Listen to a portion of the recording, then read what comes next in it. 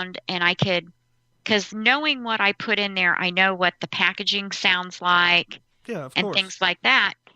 And I heard right after that, after I heard something being torn open and heard this chewing, this amazing chomping, chewing noise, I started hearing the little chattery noises that raccoons make.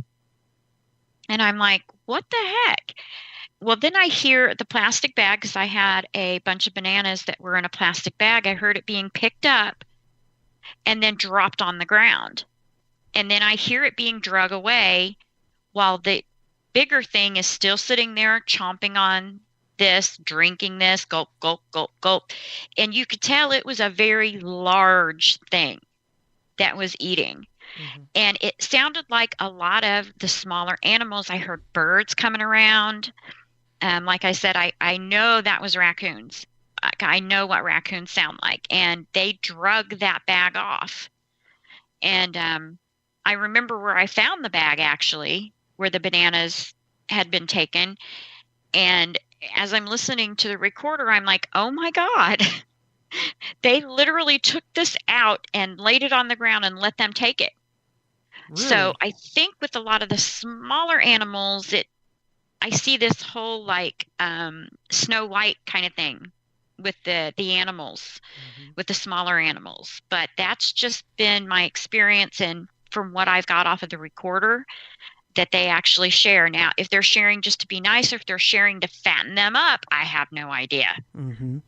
But it sounded like a gentle, um, reaction toward one another. This is wild. You're literally blowing my mind with all of this. I'm just Imagine being in my shoes because this stuff really blows my mind. It really does. I mean, I don't think I will ever get used to it.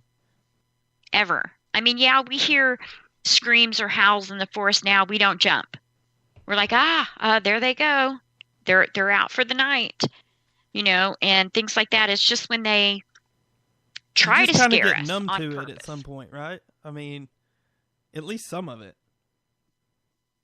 Now, what was that again? I said you probably just get like numb to some of this stuff that's happening because I'm sure they use some of the same tactics to either frighten you or let you know they're there. Some of the same tactics over and over and over again. So eventually, I Hmm. mean, it's just like when you go out ghost hunting. Eventually, where you normally would just freak out and run out of the room, you're kind of numb to it, and you just Hmm. hang out and you can really focus on what's going on.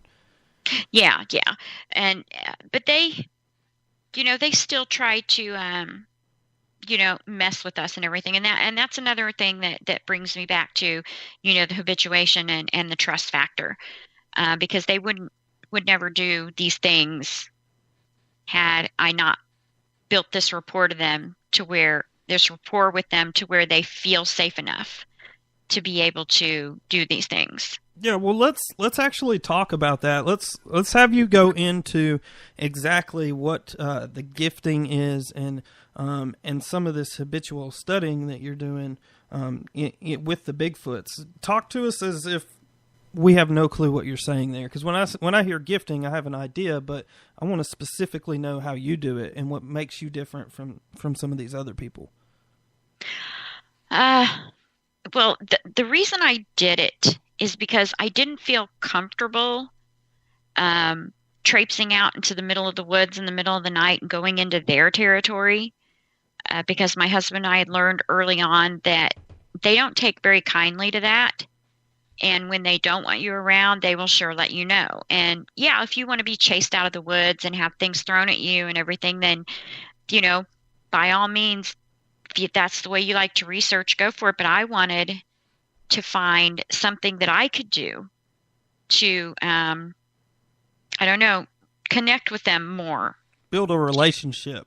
Yeah, and to show respect to them. Hmm. That, I'm not here tromping around. This is your home. I'm a guest in your home. Now, And where you're doing this, I this is the area where you saw it run across the road. So you're in the same area.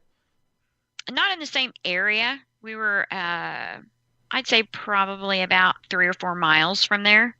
Okay, so that's where Um, your gifting area was 3 miles away from where you saw one. That's how I'm just Yeah. trying to determine how you decided to put that in that particular Uh, area. oh, I decided because it was an area that had a lot of activity. There was a lot of structures that Okay. had been built.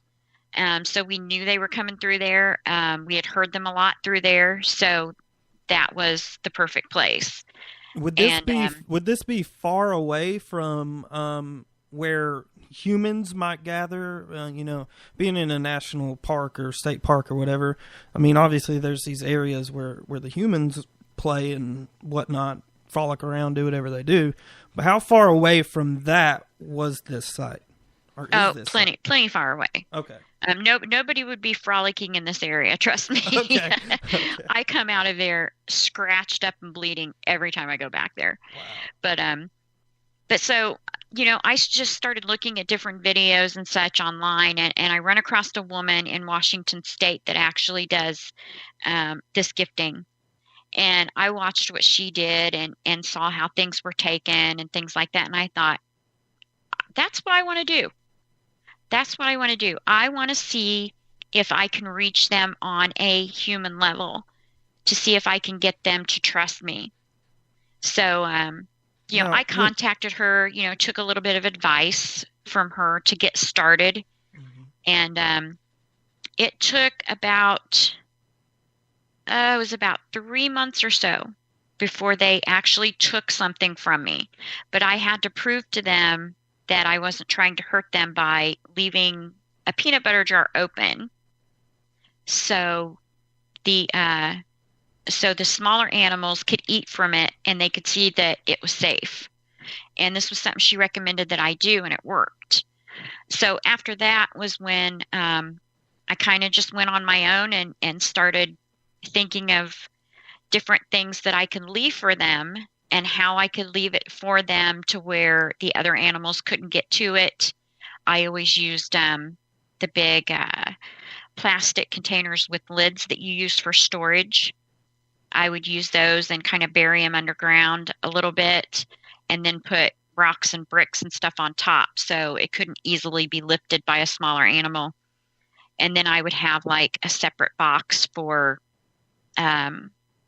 toys and things, because I knew that there were younger Sasquatch around, because we could see it. It would run behind our tent, and we knew it probably wasn't very old at all. And we had also found baby Bigfoot tracks in the snow. And so we knew that there was a little one, so I would leave toys as well. So I started with leaving just basic things, decent peanut butter, not the cheap stuff.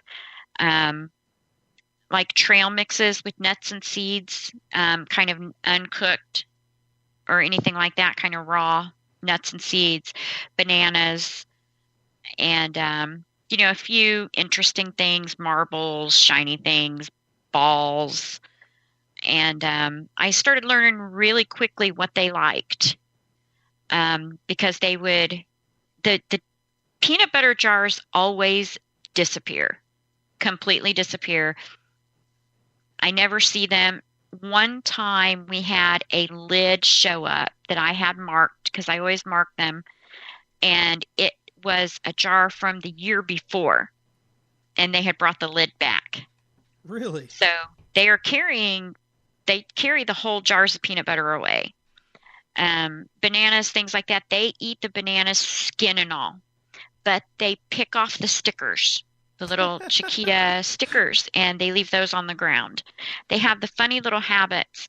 So, once they started taking from me, they would even take things, because I remember the very first time I left anything, I put a box out there that had some gold ribbon that you would like decorate your tree with, and some purple beads that went on a Christmas tree. And I put those in there just for the heck of it, and one of my shirts that had my scent on it, and just a few other things. And when we had realized that the site had been hit, because it hadn't been hit for a while because we were having a particularly bad winter, we went out there and there were no footsteps anywhere near or around. We found one step that was behind the gifting site that measured 10 inches long and it was 7 inches wide.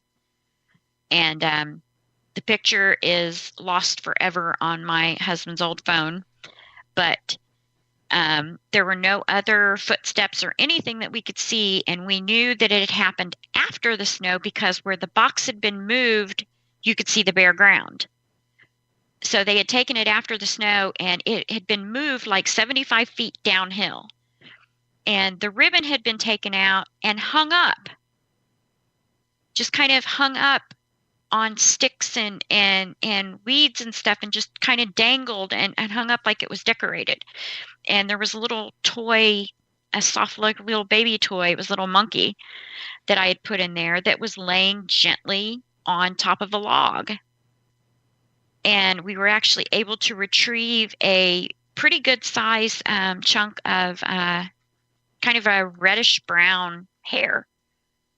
And we were able to pull from that. And that was the very first time that they had ever taken anything from me besides the open peanut butter. And that was really exciting because we could not figure out for the life of us how that box got down there and how they were able to move without leaving prints in the snow. So we have figured that they probably moved from like down logs to stumps to a log, maybe grab a tree and swing and, move from place to place without leaving footprints.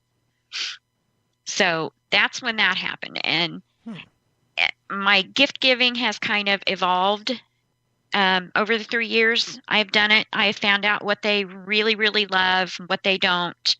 I like getting those little fresh baked fruit pies from Walmart. And they like the berry pies the most.